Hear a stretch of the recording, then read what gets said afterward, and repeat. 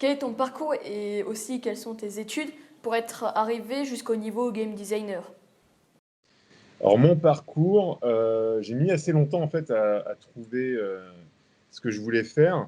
En fait, c'est à 27 ans que j'ai déjà que j'ai appris que le métier de game designer existait et en fait, j'avais déjà fait des études avant. J'avais fait, à la fois, du droit, de la gestion, de la géo. J'avais travaillé dans différentes choses et du coup, j'avais un bac+5. Mais les études que j'ai faites nécessitent qu'un bac+3 puisque j'ai fait l'ENGMIN, donc l'ENGMIN qui est l'École nationale des jeux et médias interactifs numériques, qui est une école publique et donc qui se déroule en 2 ans. Donc j'ai postulé, c'est un concours en 3 phases. D'abord un dossier à faire, où on crée un concept de jeu, un dossier d'une trentaine de pages à l'époque. Puis après, on a des écrits. Et puis, si on réussit les écrits, on arrive à l'oral. Et ensuite, on rejoint donc cette école donc c'est 2 ans d'études où on est une cinquantaine dans une promotion. Et l'intérêt de cette école par rapport à toutes les autres, déjà, c'est qu'elle est publique, donc plus ou moins gratuite. Et ça, c'est la première chose. Mais c'est surtout que, en fait, on travaille avec tous les corps de métier du jeu vidéo. C'est-à-dire qu'il y a 6 spécialités. Il y a donc les game designers dont tu parlais, Thomas, et puis il y a les programmeurs, les graphistes, sound designers, euh, ergonomes et chefs de projet. Et donc, on apprend à faire des jeux, on fait des équipes, on fait plein de petits projets. Et puis en plus de ça, on a des stages. Donc en fait, au bout de 2 ans, on est en théorie, on a créé environ 5-6 jeux. Alors des petits jeux hein, qui sortent pas évidemment. Et puis on a fait 2 stages, un de 3 mois et un de 6 mois. Et si bien qu'après, on est quand même pas mal armé pour arriver et essayer de trouver un travail dans le jeu vidéo. As-tu travaillé dans un autre studio avant de créer le tien? Alors oui, j'ai travaillé dans 3 studios différents. Le tout premier, qui n'existe plus, s'appelait Make and Sleep. Là, j'ai fait un stage de 3 mois là-bas. Et donc, c'était un tout petit studio. On était 4-5 personnes. Et j'avais juste donc travaillé pendant 3 mois. J'étais sur une pré-production. Donc, la pré-production, c'était vraiment, on testait des choses pour essayer d'avoir des financements. Donc, c'était vraiment des petits prototypes. Puis ensuite, j'ai fait un stage de 6 mois chez Lexis Numérique, qui malheureusement n'existe plus non plus. Donc là-dessus, là, j'ai fait en fait, là, je suis arrivé en production, et c'était la production d'un jeu transmédia, qui s'appelle Altminds, et donc un jeu plutôt narratif. Donc j'ai découvert justement des nouvelles choses que je connaissais pas très bien à l'époque, grâce à ce deuxième stage. Et puis, à la sortie de l'Engmin, justement, j'ai intégré Ubisoft. Et là, j'ai travaillé pendant 1 an et demi sur la licence Just Dance en tant que game designer. Et j'ai participé à la création de Just Dance 4 et Just Dance 2014 et aussi un petit peu une appli mobile qui s'appelle Just Dance Now. Et l'intérêt tout particulier d'avoir travaillé sur Just Dance, parce que moi, je n'étais pas forcément un fan de Just Dance, mais en fait, c'est là qu'on se rend compte quand on travaille dans le jeu vidéo, on ne travaille pas forcément sur des jeux sur lesquels on est fan. Ce qui est intéressant, c'est aussi de travailler même sur des jeux dont on n'est pas le public. Mais au-delà de ça, ce qui était très intéressant, c'est que Just Dance, c'est un jeu qui sort tous les ans. Donc en fait, les productions sont des productions assez courtes, puisque il y a certains jeux qui mettent 4, 5, 6 ans à sortir, à être conçus.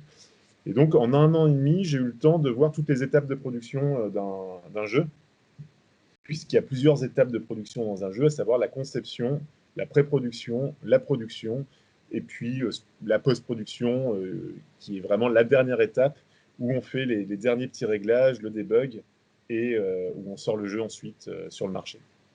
Combien de personnes ont été là pour créer Ivo? Alors là, l'équipe, c'était 4 personnes. Il y avait un graphiste qui est mon associé aussi, donc qui s'est occupé de créer les personnages au niveau de leur apparence visuelle, qui a fait toutes les animations, les backgrounds. Et donc lui, vraiment, son travail, c'était 2 étapes. C'était faire ce qu'on appelle la direction artistique. vraiment le look global du jeu, puis après, dessiner chaque petit élément de jeu. Donc voilà, graphiste, une programmeuse qui, elle, Florence, s'occupait de tout ce qui est programmation, la gestion de la physique et le debug, l'intégration du son, la création aussi de ce qu'on appelle les différentes fonctionnalités du jeu, en fait. Donc voilà, et il y avait Camille en tant que sound designer et compositeur, qui lui s'est occupé d'une part de composer toutes les musiques, mais aussi de faire tous les sons du jeu. Et puis il y avait moi-même en tant que game designer, level designer et plus ou moins chef de projet. Donc moi, mon rôle, c'était d'une part, j'ai apporté l'idée, ensuite c'était d'avoir une vision de ce que serait le jeu et de réussir à l'expliquer à chaque membre de l'équipe et de ensuite essayer de faire en sorte qu'on fasse les choses dans le bon ordre. Donc créer le petit personnage, ensuite juste avoir un niveau tout simple pour vraiment s'assurer que ça marche bien, puis rajouter un deuxième personnage pour jouer à deux, puis un troisième, puis un quatrième. Et puis au fur et à mesure, une fois qu'on avait ces choses en place, j'ai pu faire ce qu'on appelle le level design, qui est le fait de décliner l'expérience en plein de niveaux. Donc j'ai fait un truc comme 200 niveaux sur le jeu. Et donc voilà. Est-ce que le gameplay est le même depuis le début? Alors l'idée de Evo, elle est venue lors d'une game jam. L'idée d'une game jam, c'est qu'on fait un jeu en 48 heures. Et cette game jam avait un thème particulier, c'était les cultures urbaines. Et donc on était 8 équipes. Et chaque équipe avait un sujet. Et nous, le sujet, c'était le street workout. Le street workout, c'est le fait de faire du sport en plein air, notamment de la musculation.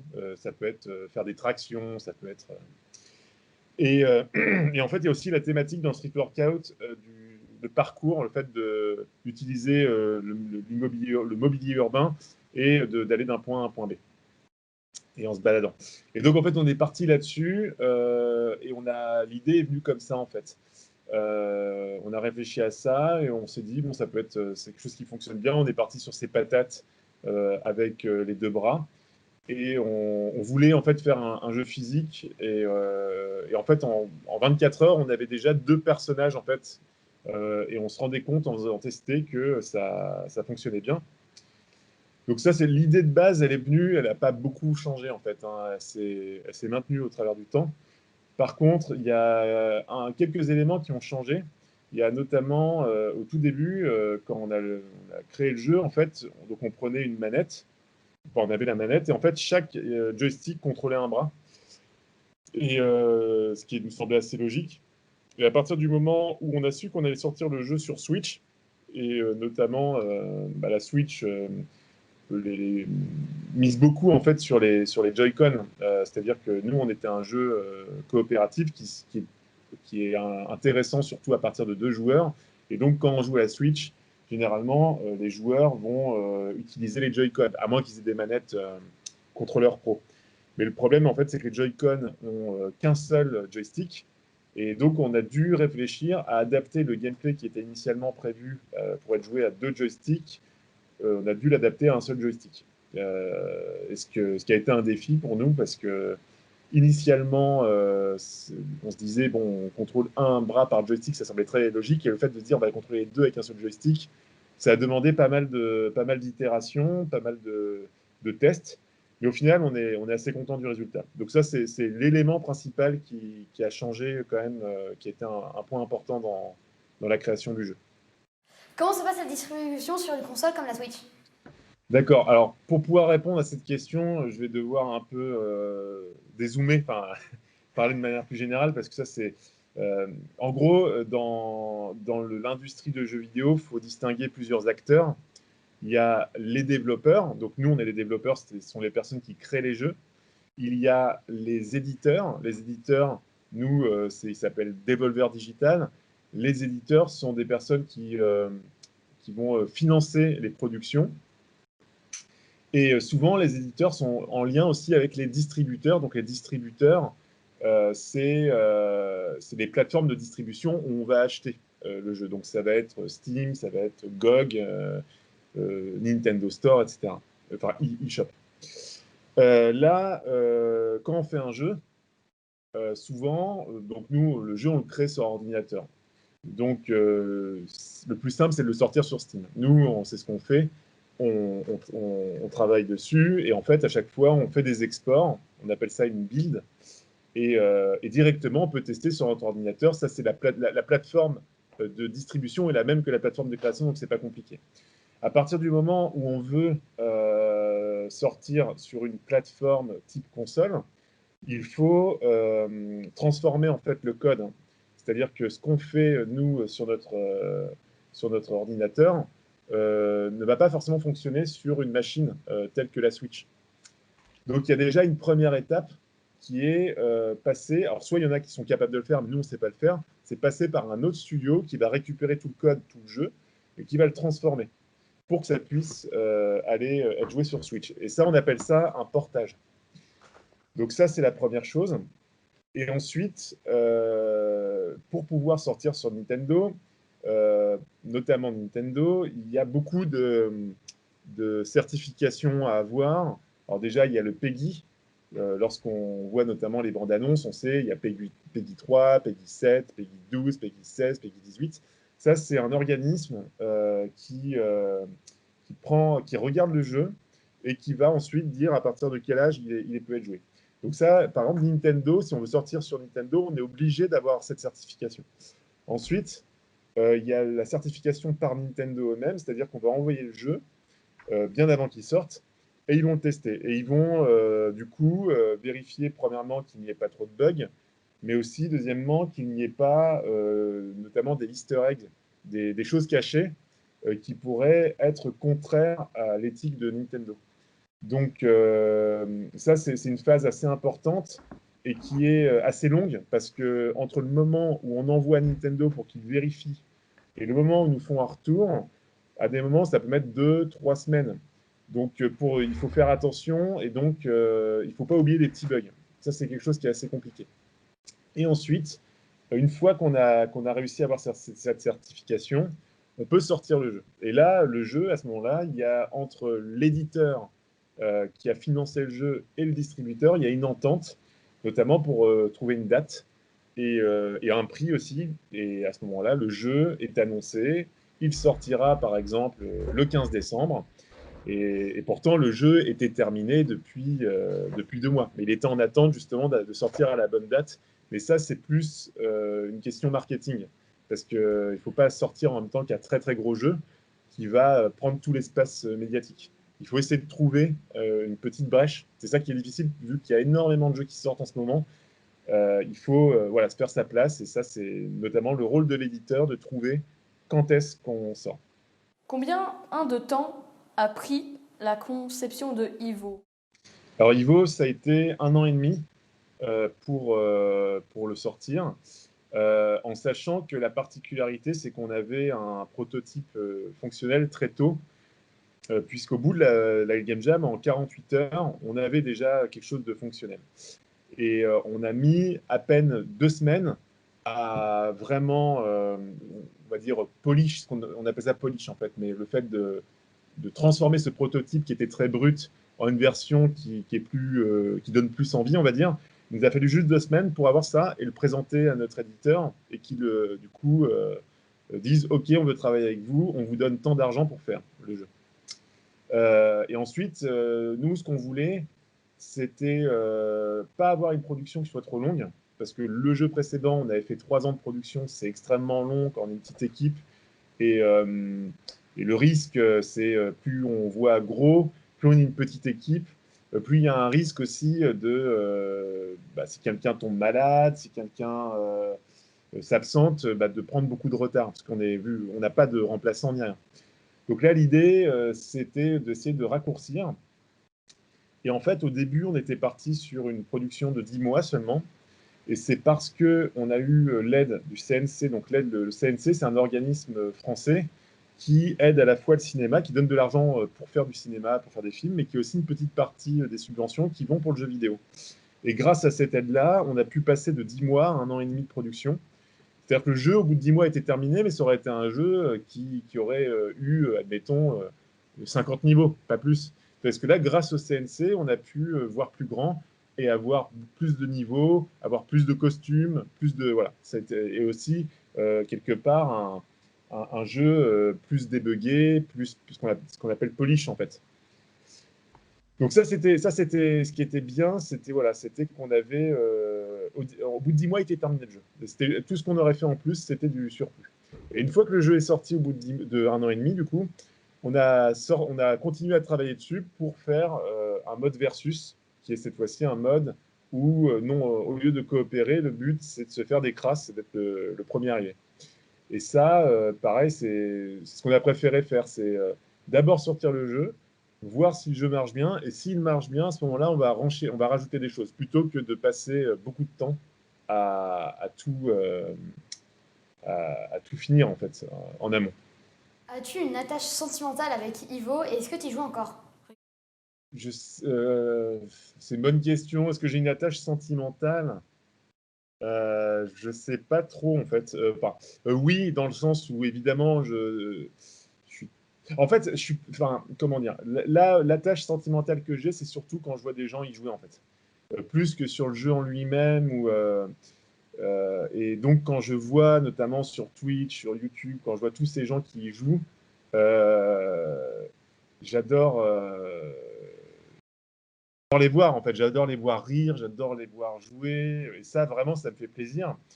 Maintenant, moi, y jouer, pas trop. Non, en fait, ce qu'il faut comprendre, c'est que lorsqu'on est game designer sur un jeu, tous les jours, on y joue, en fait. On l'équilibre, on teste, on teste, on teste. Et en fait, pour moi, c'est comme une peinture qu'on a terminée. On aime bien la regarder de temps en temps, voir des gens qui l'admirent, mais de là à vouloir recommencer à faire des détails ou la repeindre, non. Donc là, non, j'y joue assez, vraiment très très peu. Après, si on me propose, souvent c'est ça, c'est des amis, ou on me dit ah, on peut jouer, ou des étudiants me proposent aussi de jouer avec eux, donc je fais une partie avec eux, quoi. Mais voilà. Pourquoi les personnages de Ivo n'ont pas de pieds? Alors les personnages de Ivo n'ont pas de pied, c'est parce que on voulait au niveau du gameplay avoir quelque chose de physique. Et surtout, ce qu'on voulait, c'était contrôler les bras. Si on avait rajouté des pieds, alors pourquoi pas, mais alors soit les pieds auraient permis de marcher, et auquel cas, tout le gameplay de Ivo n'aurait pas pu être celui qui est actuel et qui fonctionne, soit sinon, c'est des pieds qui auraient pendu et qui n'auraient servi à rien. Ok, on aurait pu s'accrocher sur les pieds, donc peut-être. Mais ça peut être une idée, mais à ce moment-là, il faudrait que ce soit un personnage particulier. Ça pourrait être intéressant, ça, un joueur qui prenne, ou une joueuse qui prenne un personnage qui a des pieds et on peut s'accrocher. Ouais, ça peut être marrant, mais bon, c'est une bonne idée. Mais on n'y a pas trop pensé, quoi. Quel est ton jeu préféré entre les deux jeux de ton studio? Euh, alors, en fait, ça ma vie. Est très très différente, et puis ça représente aussi deux expériences créatives totalement différentes. Disons que Mother Russia Bleeds est le jeu qui nous a permis d'exister en tant qu'indépendant, qui a été un jeu qui a mis 3 ans, on pensait on n'en voyait plus le bout, un jeu où vraiment ça a été difficile, ça a été très difficile, mais on a beaucoup appris. Où il y a eu des hauts, des bas. C'était le premier aussi. Donc le premier, forcément, on découvre. Et ça, ça marque. Ivo, c'était différent. On va dire que c'était plus maîtrisé dans le sens où très rapidement, on avait quelque chose qui était fonctionnel. Et je voyais exactement où on allait, en fait. Donc, voilà, disons que voilà, je pense que Mother Russia Beats aura quand même un élément plus fort en moi, une attache plus forte, parce que c'est le premier en fait. Mais j'adore Ivo, hein. Ivo, j'aime beaucoup, je suis très fier de ce jeu, mais voilà, peut-être que c'est le petit deuxième. Il y avait le grand premier.